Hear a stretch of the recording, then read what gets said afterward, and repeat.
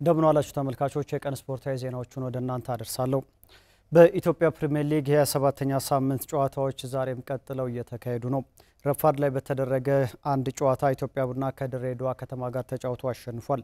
ለቡናማዎቹ በፍቃዱ አለማየሁና አንተነህ ተፈራ ሁለቱን የአሸናፊነት ግቦች አስቆጥሯል። ኢትዮጵያ ቡና በውጤቱ ደረጃውን አሻሽሎ ሁለተኛ ሆኗል። የአሰልጣኝ ነጻነት ክብሬ ቡድን በሲዳማ ከደረሰበት ሽንፈት ማገገም ሲችል አሰልጣኝ ይታገሱ እንዳለን በ9 ጨዋታዎች ቅጣት ያጣው ድሬዳዋ በበኩሉ ወደ ሽንፈት ተመልሷል። ከቀትር በኋላ 2 ጨዋታዎች ይደረጋሉ። ፋሲል ከነማ ከሀዲያ ሆሳዕና ጋር ቀን 9 ሰዓት ሲል ጨዋታውን ያደርጋል።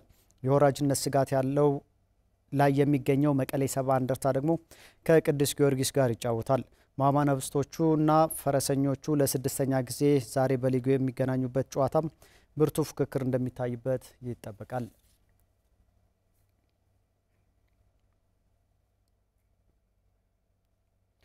24ኛ ሳምንት የኢትዮጵያ ሴቶች ፕሪሚየር ሊግ ዛሬ በሚደረጉ 2 ጨዋታዎች ይጠናቀቃል። ቀን 8 ሰዓት ላይ ሲዳማ ቡና ከቦሌ ክፍለ ከተማ ጋር ጨዋታውን ያደርጋል። ሲዳማ በጨዋታው ድል ከቀናው ነጥቡን 47 በማድረስ ሁለተኛ ደረጃ ላይ ከሚገኘው ሐዋሳ ከተማ ጋር ልዩነቱን ማጥበብ ያስችሏል። ሌላኛው ጨዋታ 10 ሰዓት ላይ በአዳማ ከተማና ከሊጉ መውረዱን ባረጋገጠው ሀምበሪቾ መካከል ይካሄዳል። አዳማ ከተማ ጨዋታውን ካሸነፈ ወደ 9ኛ ደረጃ ከፍ ይላል። በሴቶች ፕሪሚየር ሊግ ኢትዮጵያ ንግድ ባንክ ከተከታዩ ሐዋሳ በ6 ነጥቦች ርቆ በመሪነት ደረጃ ላይ ይገኛል። ከቀሪ 2 ጨዋታዎችም 1 ነጥብ ብቻ ማግኘት ከቻለ የሊጉ ሻምፒዮን መሆኑን ያረጋግጣል። ቂርቆስ ክፍለ ከተማ፣ አዲስ አበባ ከተማና ባህር ዳር ከነማ ደግሞ የመውረድ ስጋት ያለባቸው ቡድኖች ናቸው።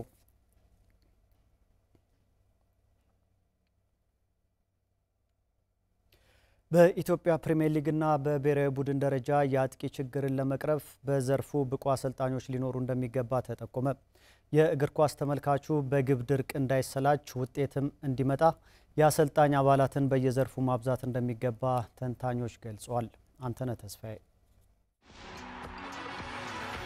በኢትዮጵያ ብሔራዊ ቡድንና በኢትዮጵያ ፕሪሚየር ሊግ በሚሳተፉ ክለቦች ሁነኛ አጥቂ ተጫዋቾች ችግር መኖሩ ይገለጻል። ይህም በብሔራዊ ቡድኑ ውጤትና ክለቦች በአህጉራዊ ውድድሮች ላይ ደካማ ውጤት እንዲያስመዘግቡ ምክንያት እየሆነ መምጣቱም ይነገራል።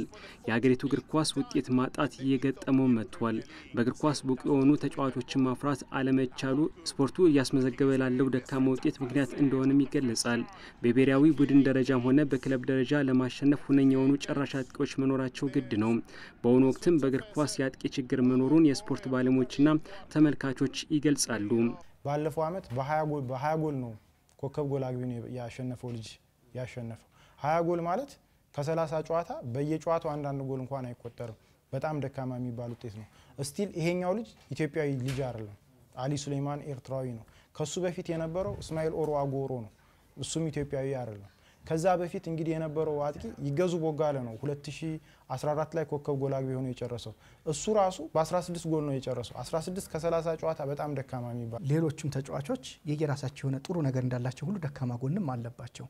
ውሳኔ የመወሰን ሹት አስተካክሎ ያለ መሾት፣ አክርሮ ያለ መምታት፣ ሌሎችም ነገሮች ሊሆኑ ይችላሉ። ስለዚህ እነዚህ ክፍተቶች ምን ላይ ናቸው ብለው ተጫዋቾቹ መስራት አለባቸው። አጥቂዎችን ማፍራት የሚጠበቅባቸው አሰልጣኞች እንደሆኑ የሚገልጹት አስተያየት ሰጪዎቹ ዘመናዊ የአሰልጣጠን ሂደትን መከተልና ራሳቸውን ከዘመናዊ እግር ኳስ ጋር ማብቃት እንዳለባቸውም ይናገራሉ። ከልማዳዊ ስልጠና ወጣ ብለው አጥቂዎችን የተለየ ትኩረት ሰጥተው እንዴት እናሰልጠን የሚለውን ነገር ከሌሎችም አገሮችም መቼም ቴክኒክ የራሳቸውን ነገር ወስደው አዳዲስ ነገር ሊያሳዩን ይገባል። አጥቂዎች ላይ መስራት ይጠበቅባቸዋል ብዬ አስባለሁ። አሁን ባህር ዳር ከነማ ያሉ አጥቂዎች አሉት አይደል? ሁሉም አጥቂዎች ባህሪያቸው አንድ አይደለም። ሙጂብ ቃሲም ሌላ አይነት አጥቂ ነው።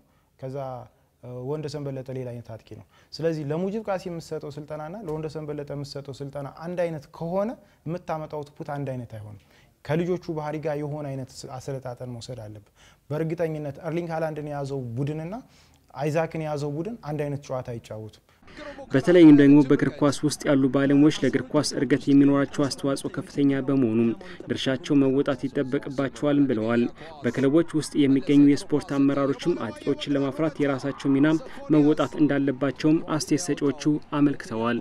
እግር ኳስ ላይ ያለ ባለሙያ ብዙ ነው። አሁን እኛ ሀገር ላይ እየተሰራ ያለ ለምሳሌ አንድ ክለብ ምን ባለሙያ ያለ ብለህ ብትጠይቀው ምናልባት አንድ ዋና አሰልጣኝ ይኖረዋል። ከዛ 2 ረዳት አሰልጣኞች ይኖሩታል። ከዛ አንድ የግብ ጠባቂ አሰልጣኝ ይኖራል። በቃ ከነዚህ በላይ የለውም። የአብዛኞቹ ልክ እንደዚህ ነው። የቡድን አመራሮችና አሰልጣኞች የአሰልጣኝ ስታፉ የተጫዋቾችን ፐርሰናሊቲ ላይ ትኩረት ሰጥቶ መስራት አለበት።